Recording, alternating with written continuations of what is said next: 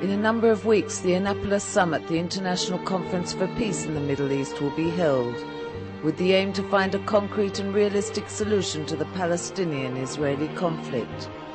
After the Oslo Agreement of '93 and negotiations handled by former Prime Ministers Ehud Barak and Benjamin Netanyahu, what can we expect from the summit?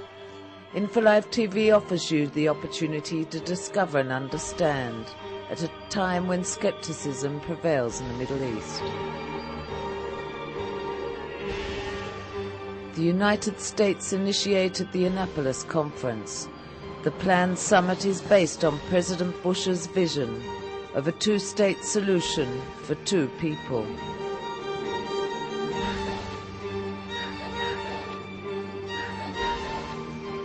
Besides ideology, the Palestinian Authority intends to demand the immediate establishment of a Palestinian state, which Abbas says is imminent.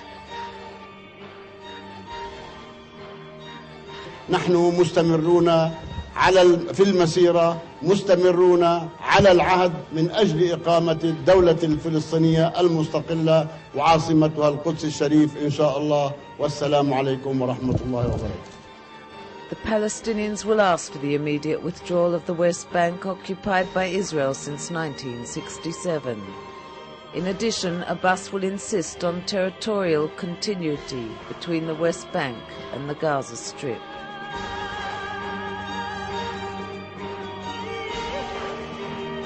Since the bloody Hamas takeover in Gaza in June, the Palestinian Authority has faced difficulties in maintaining control of the area.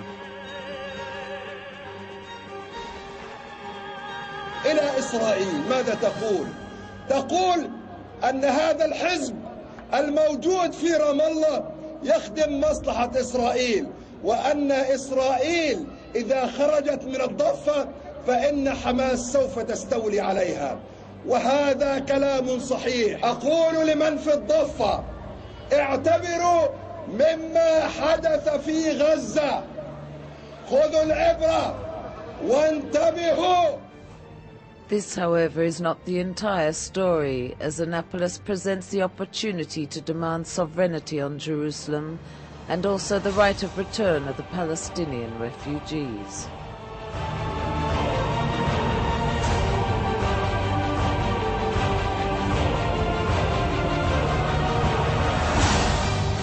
On the Israeli side, the demands focus mainly on security. Jerusalem has asked Ramallah to immediately cease terror activities or make an effort to combat them.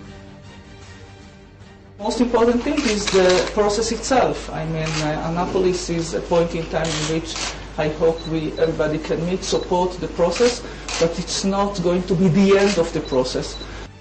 Since June this year, the Palestinian Authority has been unsuccessful in its attempts to restore control in Gaza, and daily Qassam rockets and mortar shells are fired at Israel, particularly in Sderot.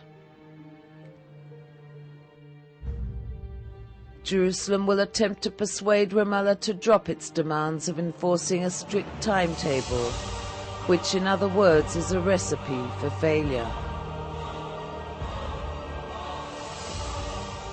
Israel is willing to make painful sacrifices. Olmert, just as his predecessor Ariel Sharon and his election campaign of 2006, has said he is ready to initiate a withdrawal from the West Bank and also give up parts of Jerusalem.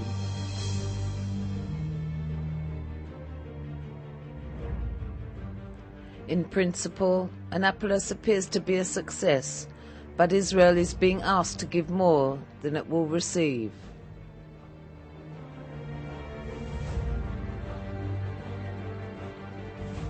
Peace and security in exchange for land will be the outcome of Annapolis and will create waves of skepticism on both sides. It is justified, as the conference of the 90s was based on the same concept.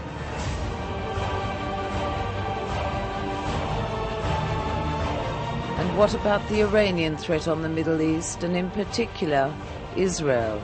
And what will Syria's stand be if it refuses to participate unless the Golan Heights is discussed?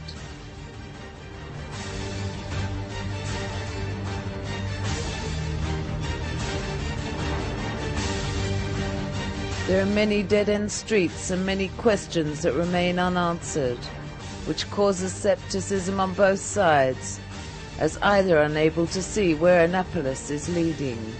The American, Israeli and Palestinian public view the three leaders as weak and believe that the upcoming summit is an attempt to strengthen their position.